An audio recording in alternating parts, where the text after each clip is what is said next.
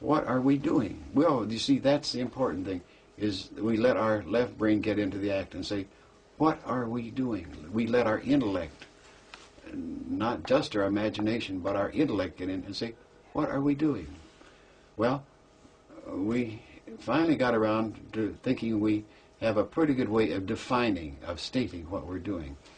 And that is that we as humans, and let's take the simple ratio of here we are now, and we are focused our attention in time-space, and we are very much, say, if you were watching this particular film, you would be focused your attention here.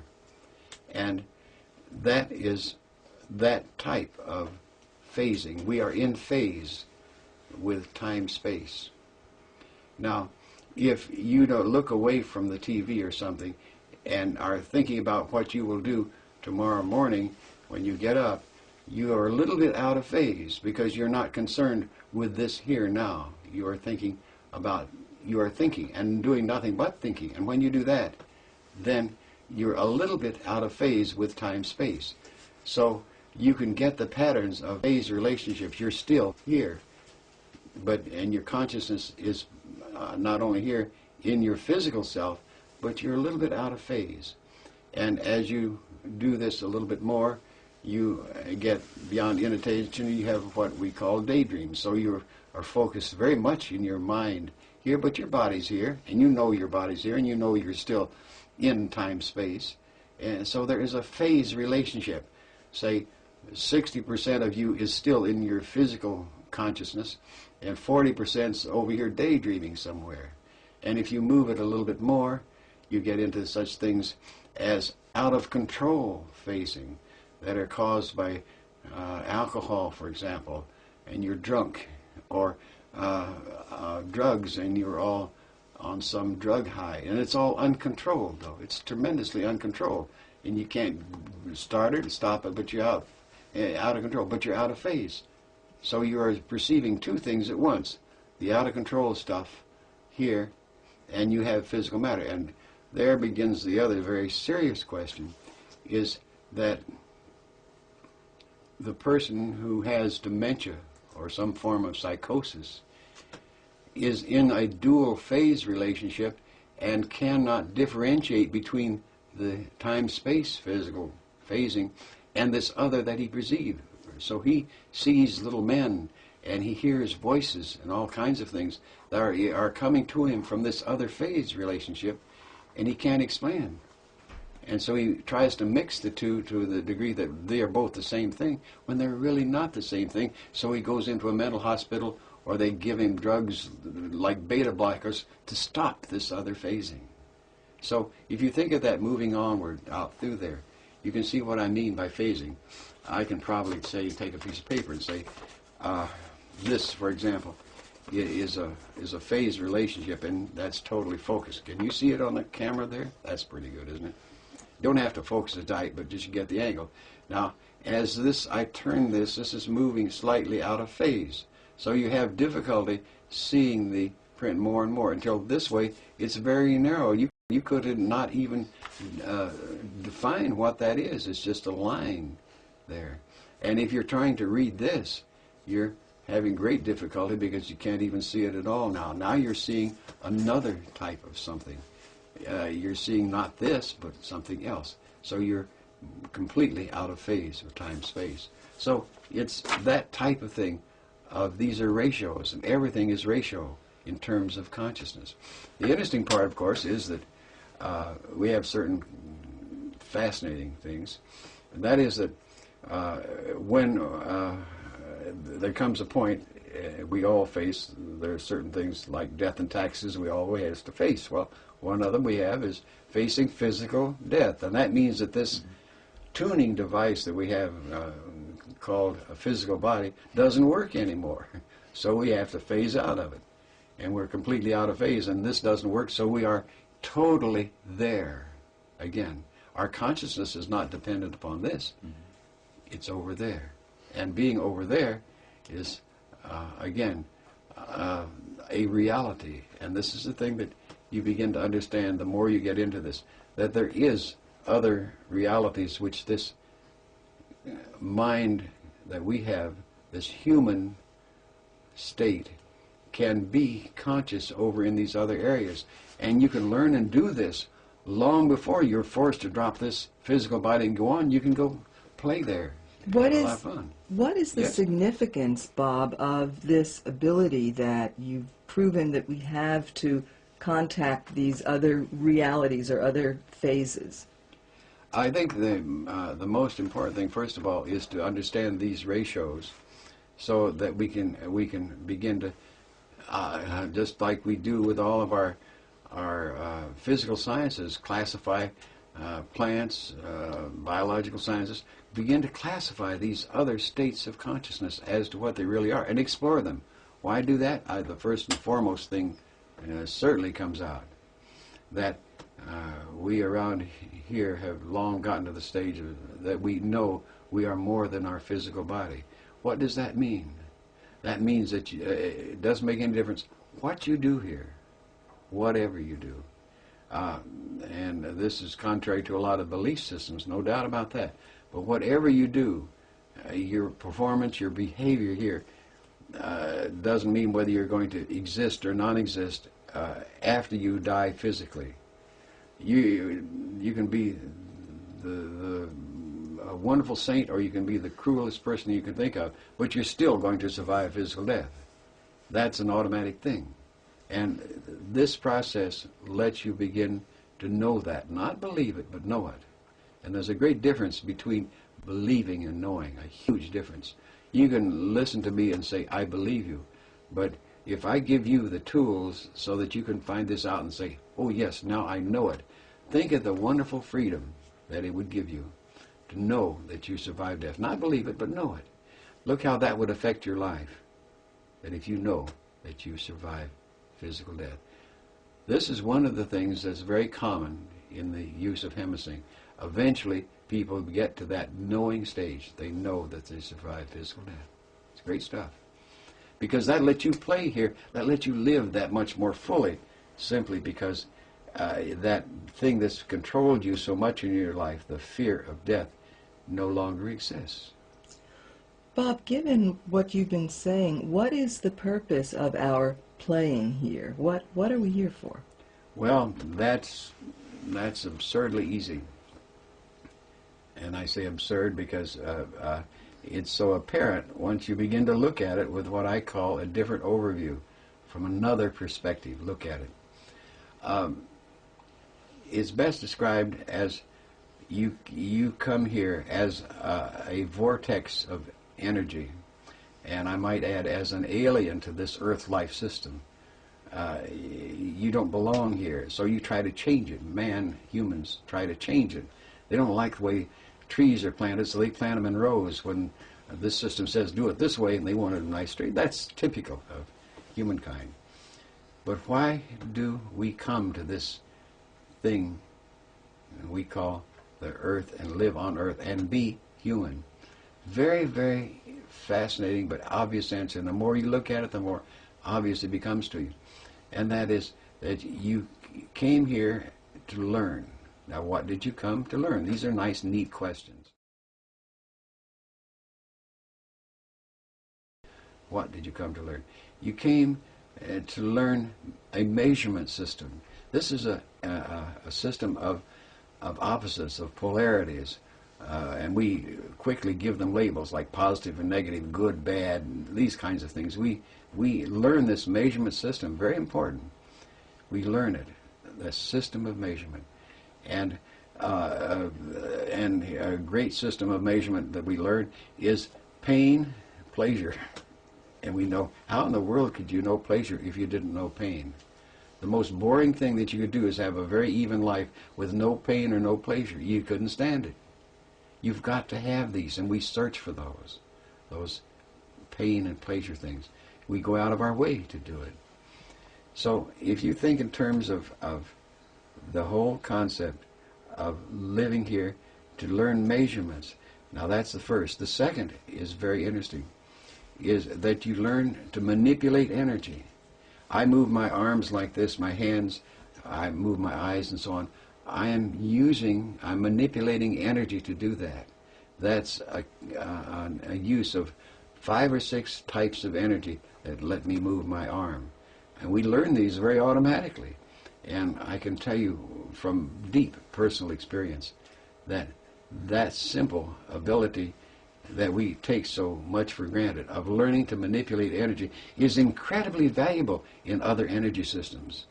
You'd be amazed how much value that we think are ordinary things. Keeping your balance, for example. We automatically learn how to stay balanced in this gravitic pattern. But over there, it's wonderful. You can use these kinds of things. So these are the 2 key things, but the most important thing of all. We come here to learn and acquire an intellect. It's strange. An intellect. We acquire, intelligence is not enough of the word, an intellect, an analytical ability. We come here to learn that. We use the metaphor left brain. We learn to acquire a left brain by living here and being here. That's the real valuable tool that we come and pick up. So you think that combination puts together a being that is a super being, and that's true, except a terrible thing happens, as they say, on the way to the store. We think we come and learn this, and we think we will go and take off and go back where we came from. And I can say without any equivocation, no reservation, no conditioning, that everything, what little, and is not much, I assure you, that I might have achieved so far is totally due to the imposition of my intellect upon what was taking place. Instead of just flying around in the out-of-body state, after I knew it wouldn't kill me, I got curious. And the intellect got curious. What's going on here? What is this that's taking place? That was the difference. That brought the whole thing into focus, into patterns, getting my analytical ability at work in it. And what little growth is due to that.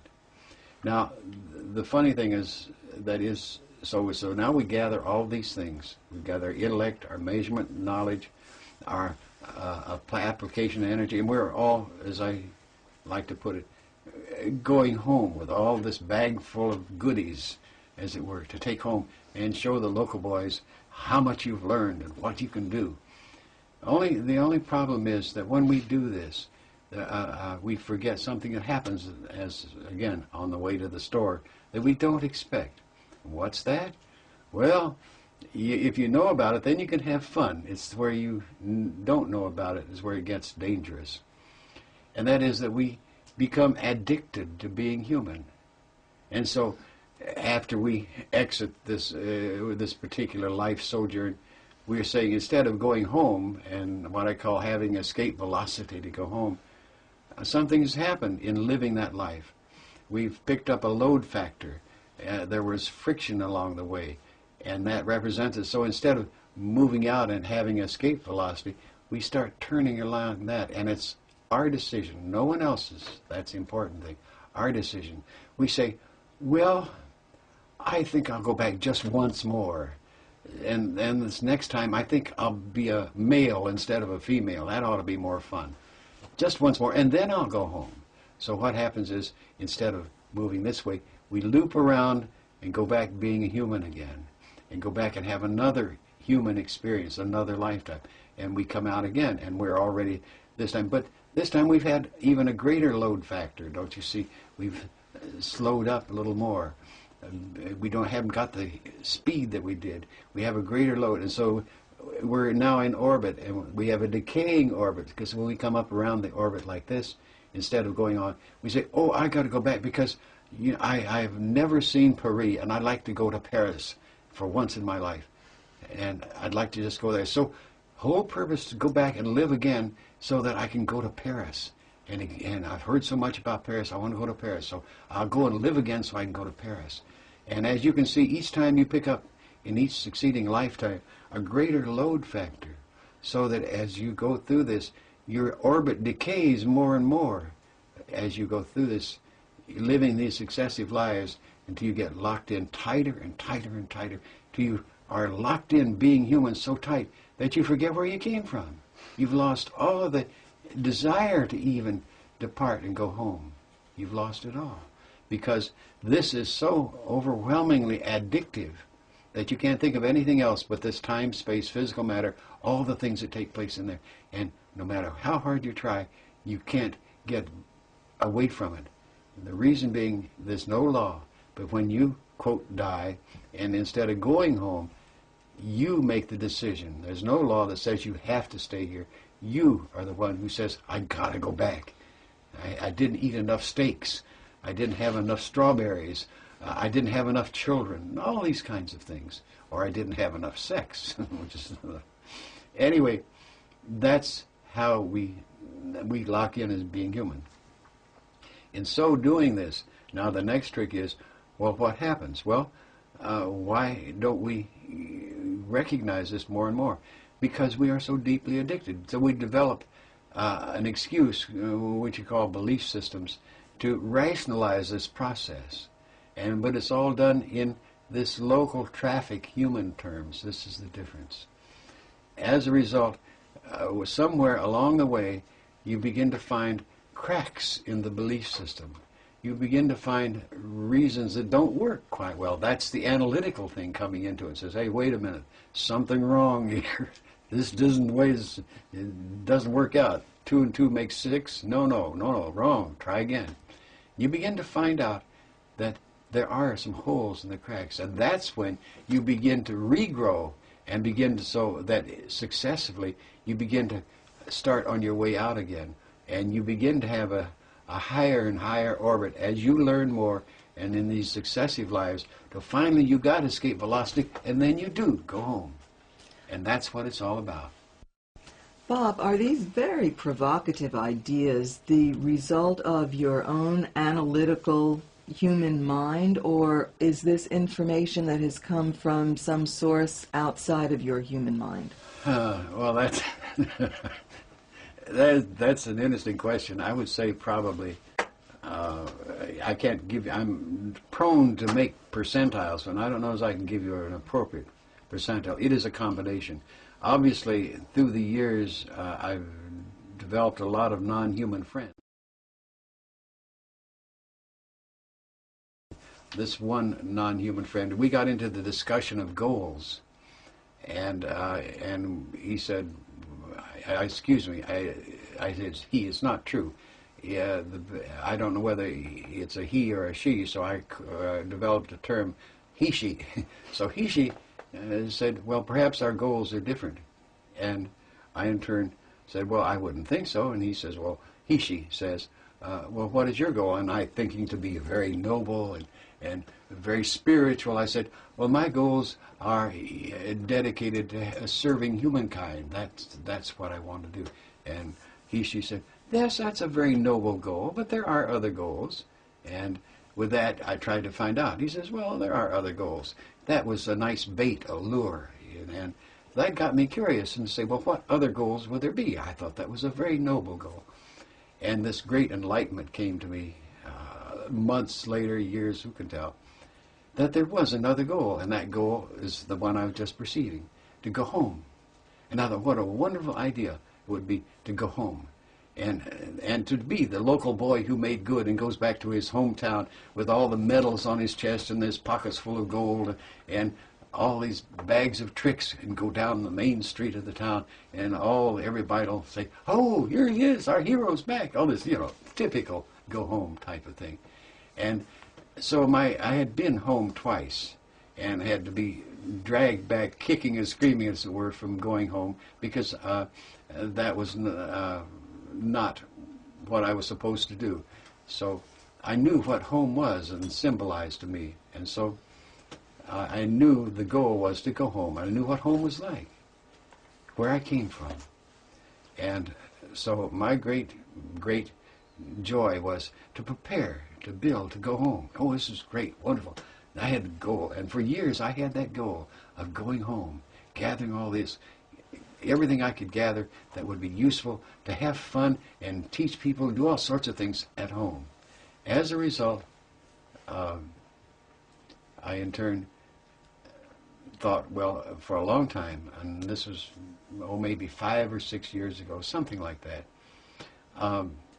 I got into the pattern of saying, well, and I asked this non-physical he-she friend, I said, and he was saying that was also a nice new goal. He always was very agreeable. That was a nice goal, too. That's different from serving humankind. Go home. So I got into that. And then I asked him, because I didn't know how to do it very well. So he taught me, he says, I'll show you how you can go home for a visit. I just wanted to get a little visit, to stimulate me more, saying, oh, what a wonderful thing it would be to go home. And so I wanted to get a taste of home again. And I knew what it was like. So he showed me how to do this, and I learned what I call the quick switch method, get from here to there. And it sounds weird, but it's as if one were to stretch a rubber band like that over to here, and then you let go of here, and you're there. Click, like that. And I call it the quick switch method of getting somewhere. And as a result, in using this, I suddenly was home. And the story of my getting this home thing was a very, very profound change. Because I went and got home, and here were these that I remembered so beautifully. They were huge, roiling clouds, and clouds had many, many different hues, bright colors with them, shifting like rainbow colors all through them. And you could lie in the clouds and just observe this spectacle of change. And it was not all round rolling. There were cubes and everything else, all sorts of different types of symbol forms flowing round and through this. And you'd lie there, and it's so beautiful. And then, as you were there, and I'm using time-space terms to express it because it's the only way you can do it. And as you would lie there, you would hear this tremendous music. And I interpreted it as music, but it was something else. But it was, of course, a form of vibration. But it expressed itself to me in music, beautiful, beautiful music, like a massive symphony orchestra, beautifully conducted. And over here was a magnificent choir of 1,000 human voices, and you're listening to all of this. And in this return quick visit, I lay back in the clouds and looked at these beautiful patterns and heard this exquisite music. And I perhaps might have stayed there forever, except what I had grown, and that was my left brain. Because I was lying there, and I looked at something, and my attention got caught. And what was it? And I looked again, perceived again, and it was right. Here was a pattern of clouds that went like this, for example, and then went on. And if you waited long enough, that same pattern of clouds came along, and it went like this and went on. It was a loop. It was a continuous loop. It was nothing new in the loop. The same thing came back again and again and again. And I then listened to the music. And sure enough, here's a beautiful melody line going doo-doo-doo-doo-doo. And if you waited long enough, the same instrument and the same melody line would be repeated. Doo-doo-doo-doo-doo. And with that, I sat up and had a great sigh of, And because I realized that then I knew why I had left home. Because I was bored. There was nothing new to learn there. I was curious. And I was bored with watching the clouds do the same thing forever and listening to the music do the same thing forever. And I didn't want to stay there any longer. And that's why I left home. And so one final thing, I realized that I was as if I had outgrown the glove and couldn't fit there anymore. And to be sure of this, because it was an overwhelming sadness after having devoted years of anticipation to going home. I went back and down in, and here's what I call curls, which are children playing games. And I had all these new games that I had learned being human and tried to teach them. And they says, we don't want your games. We got our own games. We don't want. I said, here's some new ones. We don't want new games. And then sadly, I left. And I realized then that I truly had outgrown home, and I couldn't go home any. It wasn't possible for me to go home. So that goal was closed off. And so you can. I suffered quite a bit of depression from the fact that that goal was closed off to me, and to go back and serve humankind was nothing. I couldn't go back to do that, so that left a big vacuum. And I could go on and tell you much about that vacuum, but I did find another answer, obviously, after quite a long pattern.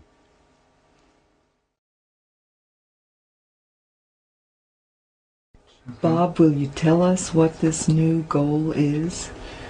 Well, it wasn't quite that simple. The new goal that reawakened me out of this was, as happens, I met another friend. And this other friend, I gave another type of name to simply because of the fact that I could not, how to put it, I couldn't understand him in any him. It's a he, she again. And I didn't want to use the he, she name, so what I called this new friend was Inspect, short for intelligent species, which meant that I was not an intelligent species. And a very, very deep and warm relationship developed with this non-physical being, and I never saw him in a physical form. He didn't have a form. He was just an energy. And we had, and that went on for a number of years until suddenly, I must say there's another part to that.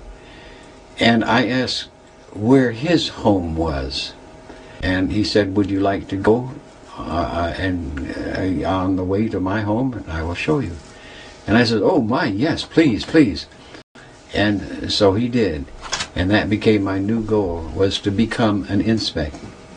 One of this, because the exquisite, all the things that we express as being idyllic, love, joy, relationships, all these type of melding, of unification was expressed when I went and just on the edges of this Inspect's home. It was a beautiful, beautiful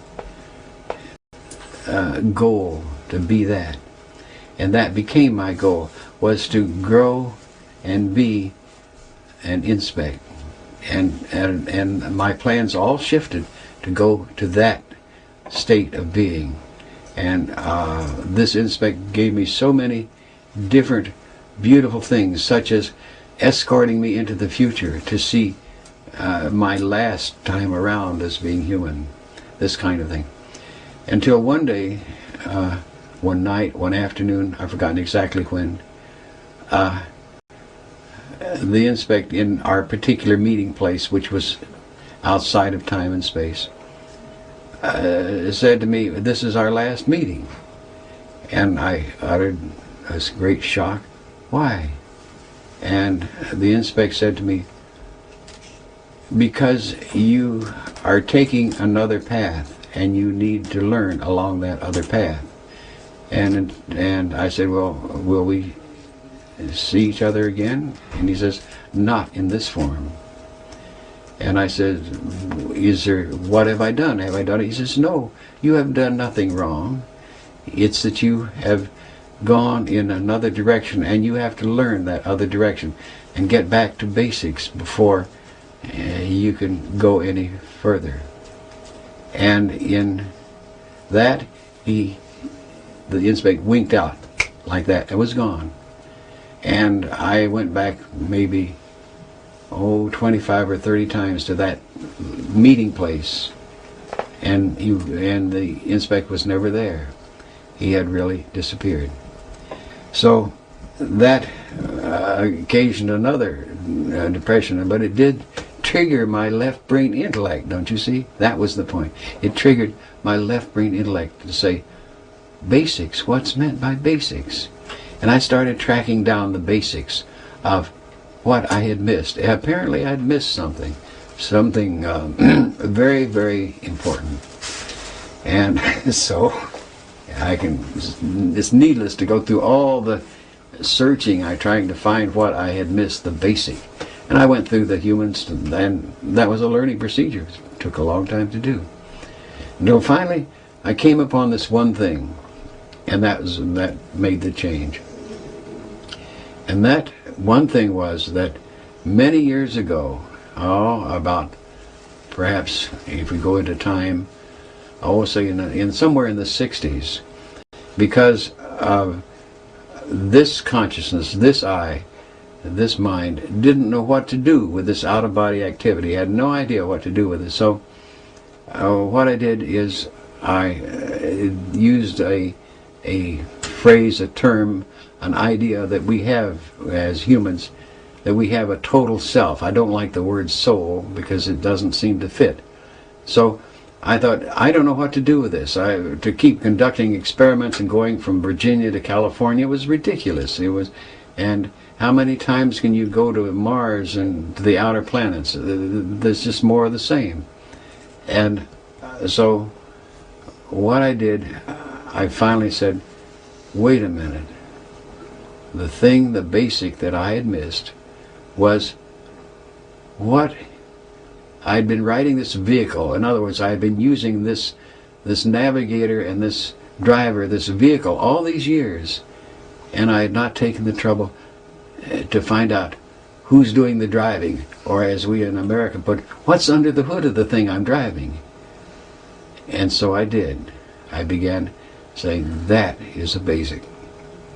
And in looking at that basic, I opened a whole new pattern of finding out what that answer was. And that's a long thing, but that in turn did move me in a totally different direction and brought me to the knowledge that anything that I could conceive of now as a goal was inadequate to what the options or the availabilities are after I have graduated as being human. And that is the limitation that I see that humans place upon we, and I was a part of it, probably still am as a matter of fact. We place upon ourselves by our belief systems. We think that's only certain things that we can do, quote, after we leave here and are non-physical. We forget these other very simple patterns, that these are all based on local ideas, local ways of thinking and doing. Or even what we call intelligence is only a very human system of measurement. And here are all these things, and they suddenly, by this process, opened up to me to discover what the graduate human, the being who graduates from this human system of learning, can be. And that's what I mean by when I say go on the interstate. The goals are so spectacular, so far beyond anything that we can even consider, that they are prime targets for anyone who has curiosity, which I do. Prime targets who of the scientists to get into something where the real action is. You run out of action in time space. There's a limit, but there's no limits in this. In this whole spectrum of consciousness that I say, that's what I'm talking about.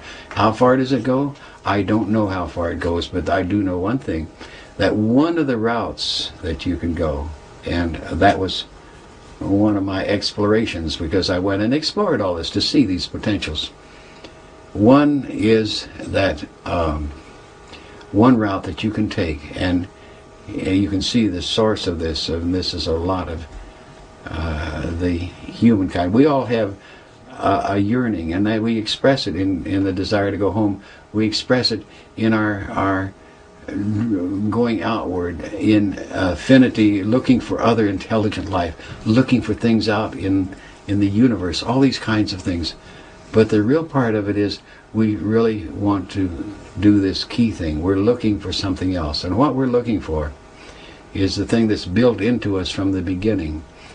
And that is that, and we express it in our religions, we would like to go meet our Maker. Now, all I can tell you is that at the very least, because this could go on for a long, long time, I know how one could get on the interstate to go meet your Maker. And all I want to do, I have not met that Maker yet, but what I would like to do at some point, and that totality of me, and that's another story, we would like to go and, quote, not prostrate ourselves at the foot of our Maker, but let's say to shake that Maker's hand and say what a magnificent engineer he is, what a beautiful designer he is, she is, he, she, and go get into a new game with the Maker. And that's only one and seems endless options that one can take. You can be a Maker yourself if you want. What you learn here are the basic tools.